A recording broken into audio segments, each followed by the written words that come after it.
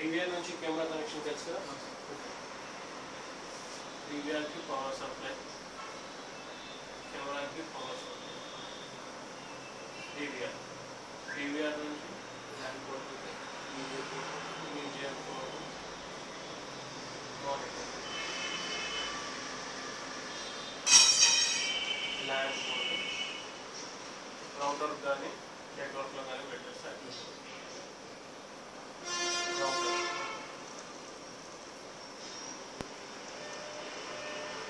ఈ సెటప్ అయిన తర్వాత ఈ రౌటర్ నుంచి వైర్లెస్లో కానీ ల్యాన్లో కానీ ఒక ల్యాప్టాప్ కానీ సిస్టమ్ కానీ కనెక్ట్ అవ్వాలి. ల్యాప్టాప్ కానీ కంప్యూటర్ కానీ కనెక్ట్ అవ్వాలి. ఫస్ట్ ఈ సెటప్ మొత్తం అయిన తర్వాత మనం ఫస్ట్ చేయాల్సింది ఏంటంటే సిస్టమ్ కానీ ల్యాప్టాప్ కానీ టోటల్ ఇదంతా వర్కింగ్ అయిపోయినాక సిస్టమ్ ఆర్ ల్యాప్టాప్. ఓకే, దీంట్లో విండోస్ కీ ప్లస్ ఆర్ గణాంకమైన ఓపెన్ చేయాలి. Windows key plus R. Okay, దాంట్లో సిఎండి అని టైప్ చేయాలి. అట్లా బ్లాక్ కలర్ బాక్స్ ఉంటుంది, దాంట్లో ఐపీ కాన్ఫిగ్ ఉంటుంది.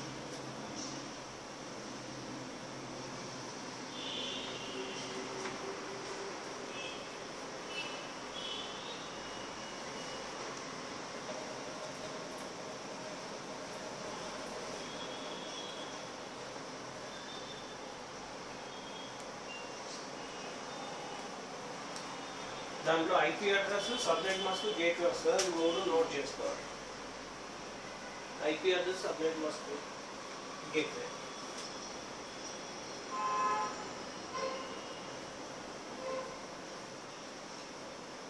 IP address, subnet mask, gateway.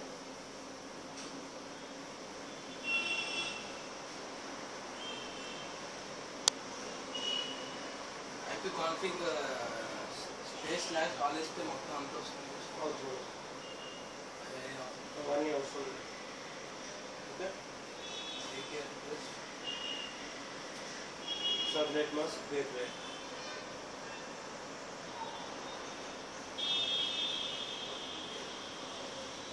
First ఇవంతా సెటప్ అయిపోయిన తర్వాత సిస్టమ్ ముందు కానీ ల్యాప్టాప్ ముందు కానీ సేమ్ నెట్వర్క్లో ఇదే రౌటర్లో ఇంటర్నెట్ వైర్ దీంట్లోనే ఉండాలి. ఇంటర్నెట్ వైర్ దీంట్లోనే ఉండాలి. డివిఆర్ ల్యాన్ కేబుల్ దీంట్లోనే ఉండాలి. ల్యాప్టాప్ కానీ సిస్టమ్ కానీ దాంట్లోనే కనెక్ట్ అయి ఉండాలి, వైర్లెస్లో కానీ వైర్లో కానీ. ఓకే, అన్నీ సేమ్ ఒకటే దాంట్లో ఉంటే సిస్టమ్ ముందు కూర్చొని విండోస్ కీ ప్లస్ ఆర్ కొట్టి కమాండ్ ప్రాంప్ట్ వెళ్ళేసి ఐపీ కాన్ఫిగర్ కొట్టి IP address, subnet mask, gateway కొట్టాలి. ఇవి నోట్ చేసుకోవాలి. ఈ మూడు నోట్ చేసుకున్న తర్వాత డివిఆర్లోకి వెళ్ళి ఈ ఫస్ట్ స్టెప్, సెకండ్ స్టెప్. డివిఆర్లోకి వెళ్ళి మౌస్ రైట్ క్లిక్ ఇచ్చి మెనూలోకి వెళ్ళి మెనూ సెటప్, దాంట్లో నెట్వర్క్లోకి వెళ్ళాలి. నెట్వర్క్లోకి వెళ్ళి అక్కడ ఐపీ అడ్రస్,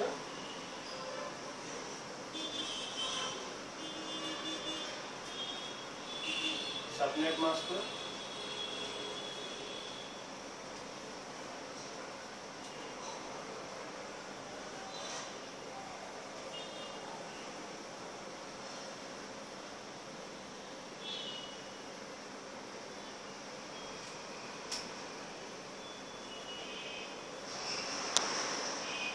ఐపీ అడ్రస్,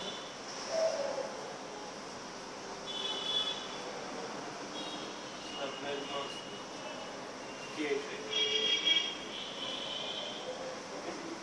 ఇక్కడ ఇచ్చిన సబ్నెట్ మాస్క్ ఇక్కడ వస్తుంది.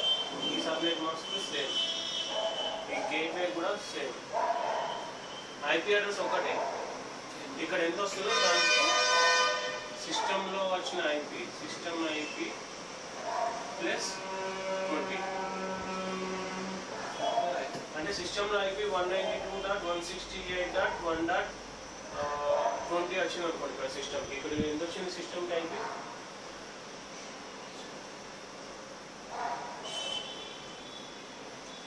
192.168.1.7 వచ్చింది. సో ఇక్కడ సిస్టమ్ IP ప్లస్ 20 అంటే 192.168.1.27. సబ్నెట్ మాస్క్ 255.255.250 ఇక్కడ వచ్చింది. ఇక్కడ సేమ్ గేట్వే 192.168.1.1 ఇక్కడ కూడా సేమ్ 192.168.1.1. సిస్టమ్ అయిపోయిన తర్వాత DVR ఇక్కడ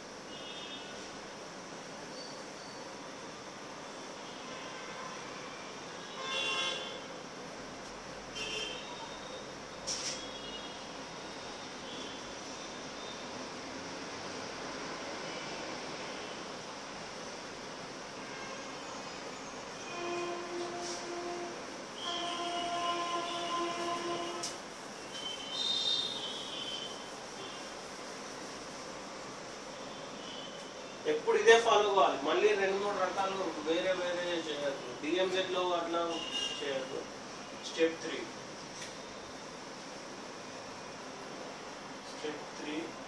రౌటర్.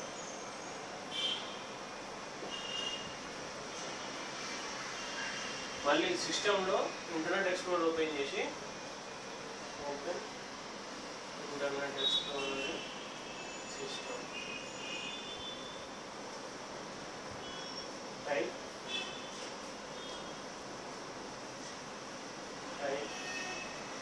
gateway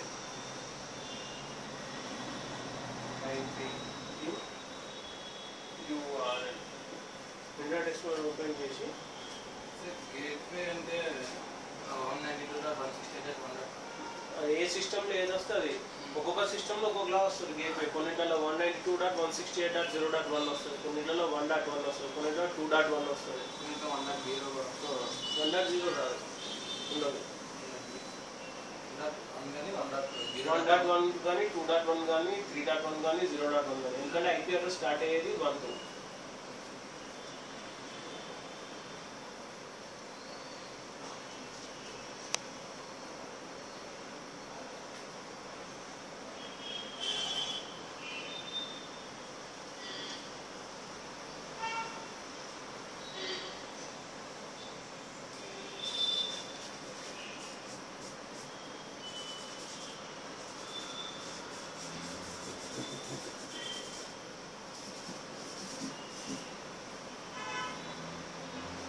ఓకే, అప్పుడు రౌటర్కి అది నెట్గేరా, డీలింకా, బెంట్లీయా, బెల్కిన్ అని భయపడాల్సిన పని లేదు. గేట్వే కొట్టిన తర్వాత రౌటర్ యూజర్ నేమ్ పాస్వర్డ్ అడుగుతుంది.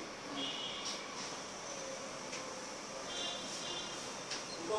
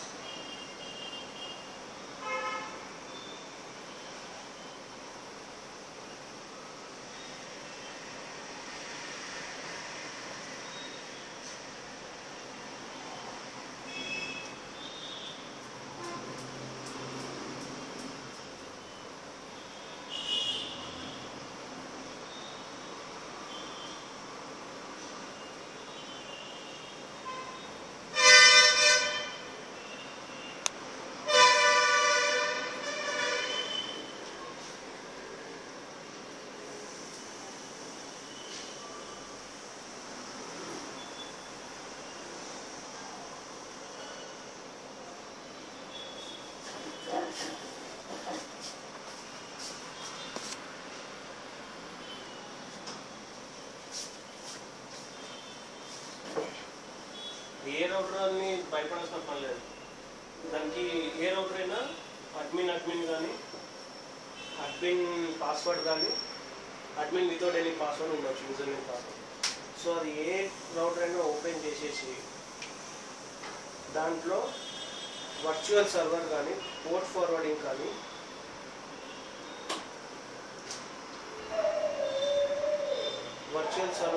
పోర్ట్ ఫార్వర్డింగ్ అని కానీ NAT అని కానీ ఉంటుంది. దానికోసం వెతకాలి.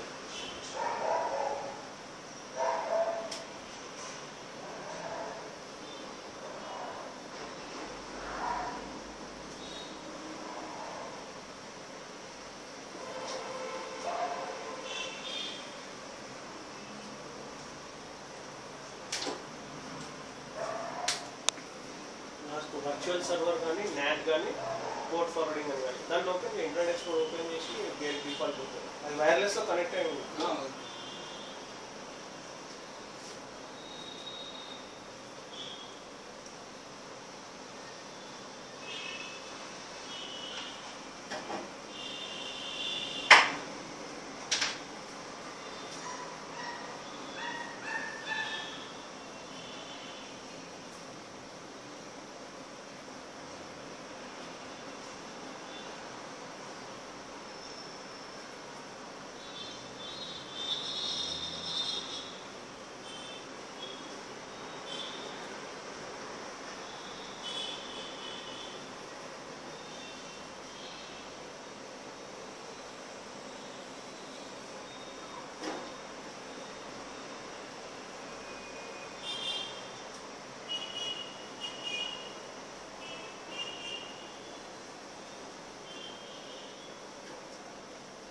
సో దాంట్లో NAT కానీ వర్చువల్ సర్వర్ కానీ ఎక్కడ ఉన్నది?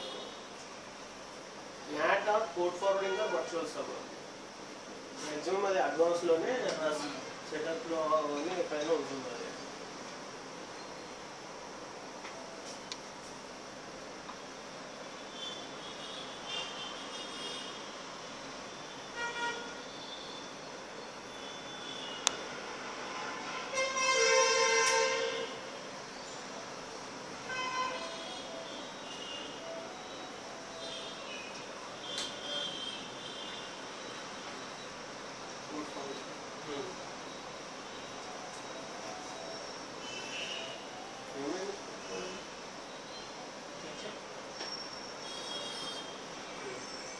ఇది నెట్గేట్ డిఫరెంట్ రౌటర్స్లో ఉంటుంది. సో ఈ పోర్ట్ ఫార్వర్డింగ్లో కస్టమ్ సర్వీస్లోకి వెళ్ళాలి. పోర్ట్ ఫార్వర్డింగ్ లేదంటే వర్చువల్ సర్వర్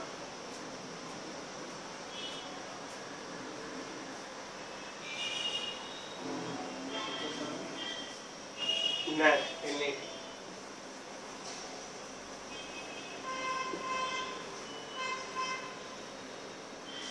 సో దీంట్లో కస్టమ్ సర్వీస్ సెలెక్ట్ చేసుకోవాలి. Select custom service. ఒక్కొక్క రౌటర్లో ఒక్కొక్కలా ఉంటుంది టర్మినాలజీ. కొన్నిట్లో పోర్ట్ ఫార్వర్డింగ్ అని ఉంటుంది, కొన్నిట్లో వర్చువల్ సర్వర్ ఉంటుంది, కొన్నిట్లో NAT అని ఉంటుంది క్యాపిటల్ లెటర్లో. ఇంతకుముందు సింగిల్ DVR ఉంటే DMZ లో పెడుతుండే, మళ్ళీ పోర్ట్ ఫార్వర్డింగ్ చేస్తుండే. రెండు చేయొద్దు. DMZ లో పెడితే ఇది చేయొద్దు, ఇది చేస్తే DMZ చేయదు. అది DMZ కాన్సెప్ట్ మర్చిపోండి. ఓకే, DMZ కాదు, port forwarding, virtual server, NAT. Okay, so port forwarding select చేసిన తర్వాత DVR లో వచ్చిన IP అది పోర్ట్ ఫార్వర్డ్లో ఇవ్వాలి. ఇక్కడ ప్రోటోకాల్ ఉంది కదా, సర్వీస్ నేమ్ అనుకుంటుంది. First name DVR, DVR1, DVR2 అని ఇవ్వాలి. Service name DVR. ఎన్ని DVRలు ఉంటే అన్ని DVRలు అంట. DVR1, DVR2, DVR3 అని ఇచ్చుకుంటూ వెళ్ళాలి. తర్వాత ప్రోటోకాల్ TCP, UDP రెండు సెలెక్ట్ చేసుకోవాలి. TCP protocol, TCP, UDP.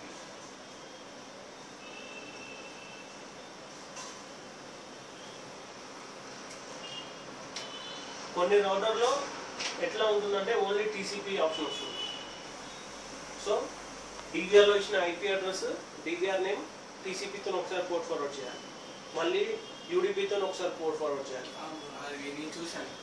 సపరేట్గా ఓన్లీ టీసీపీ వస్తుంది, లేదంటే ఓన్లీ యూడిపి. కొన్నిటిలో రెండు ఒకేసారి వచ్చేస్తాయి, కొన్నిటిలో ఎనీ అని ఉంటుంది. ఎనీ అని పెట్టేస్తే ఏ బాధ ఉండదు.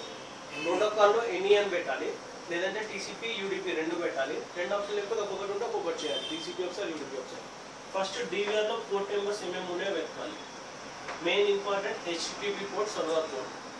ఓకే, అది రెండు చేయాలి. HTTP port, HTTP, HTTP,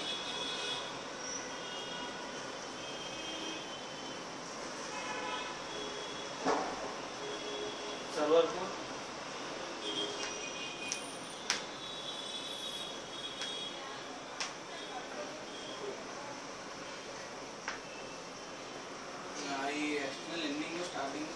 same 80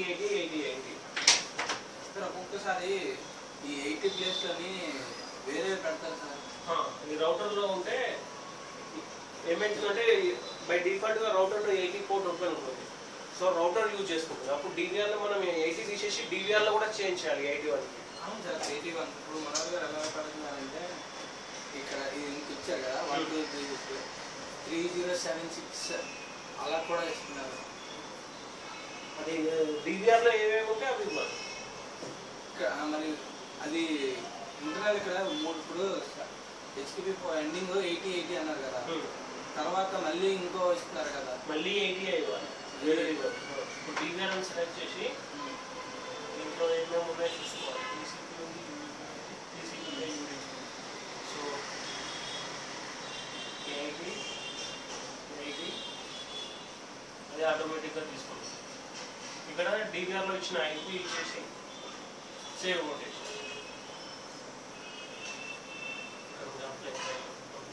apply కొట్టేసి. ఓకే, నెక్స్ట్ మళ్ళీ ఐపీ తీసే మళ్ళీ నెక్స్ట్ యాడ్ అని కొట్టి మన ఐసెఫ్లో 3 4 5 6 7 ఉంటుంది. సో మళ్ళీ 3 4 5 6 7 ఆటోమేటిక్గా తీసేస్తుంది. మళ్ళీ డివిఆర్ ఐపీ ఇక్కడ మళ్ళీ అప్లై. ఓకే, అదే ఈ ఎలాగా పెట్టాలనేదే కొంచెం డౌట్. డివిఆర్లో సెటప్లోకి వెళ్ళి చూడాలి పోర్ట్ నెంబర్స్ ఏమేమి ఉన్నాయని. పోర్ట్ నెంబర్స్ కూడా చూడాలి. అదే ఇవి HTTP port in DVR, server port in DVR అని చెక్ చేసుకోవాలి ఏమున్నాయా. అంటే ఫస్ట్ 80 అనేది హెచ్టిపి పోర్ట్, సర్వర్ పోర్ట్ అనేది 3 4 5 6. కొన్ని డివిఆర్లో ఓన్లీ 2 పోర్ట్స్ ఉంటాయి, కొన్ని డివిఆర్లో 3 పోర్ట్స్ ఉంటాయి. ఒకటేమో మొబైల్కి, ఒకటేమో మొబైల్ పోర్ట్ కూడా వస్తుంది. అది ఇప్పుడు 100 చూపిస్తుంది, 101 చూపిస్తుంది.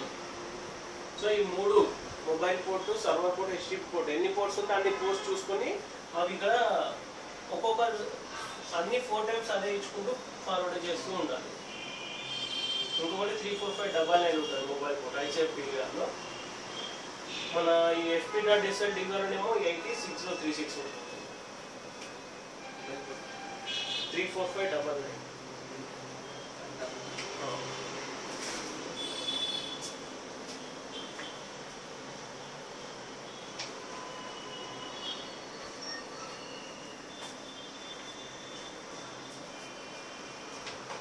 అది ఏ రౌటర్ అని చెప్పి భయపడాల్సిన పని లేదు. మొత్తం ఇక్కడ ఏమేమి ఆప్షన్స్ ఉన్నాయో ప్రతి ఒక్క దానిపైన క్లిక్ చేస్తూ వెళ్ళాలి.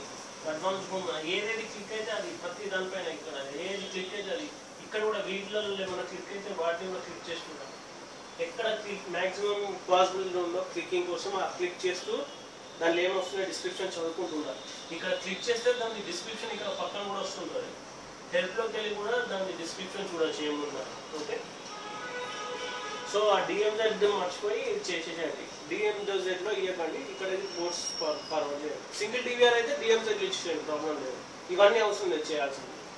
డిఎంజెడ్లో డిఎంజెడ్ సర్వర్ గురించి నేను చెప్పినప్పుడు డిఎంజెడ్ సర్వర్ గురించి చెప్తాను. సార్ ఇప్పుడు ఇలాగా అయిపోయింది, చేస్తే అయిపోయినట్టే. మనం మరి ఇప్పుడు వాళ్ళకి చూపిస్తాం కదా సర్వర్లో. గూగుల్లోకి వెళ్ళి వాట్ ఈస్ మై ఐపీ అని కొట్టాలి. అక్కడ ఒక ఐపీ వస్తుంది. ఆ ఐపీ బయట నెట్వర్క్ నుంచి దేని నుంచి కొట్టినా టీవీఆర్ ఉంటుంది. ఆ ఐపీ కొట్టాలి. ఆ ఐపీ కొట్టాలి. మామూలుగా మనం హోస్ట్లు పెట్టుకోవాల్సిన అవసరం లేదు. స్టాటిక్ ఐపీ అయితే వాళ్ళకి ఐపీ ఎప్పుడు చేంజ్ అవ్వకపోతే అది యూజ్ చేసుకోవచ్చు. ఒకవేళ వాళ్ళ స్టాటిక్ ఐపీ కాకపోతే పోస్ట్లో అవసరం లేదు. వాళ్ళది స్టాటిక్ ఐపీ అయితే అవసరం లేదు. గూగుల్లోకి వెళ్ళి వాట్ ఇస్ మై ఐపీ అని కొడితే ఒక ఐపీ వస్తుంది. బట్ గూగుల్లో ఆ రోజు చూశాను కదా, మీతో నేను మాట్లాడాను కదా ఫోన్లో, ఆ రోజు చూశాను.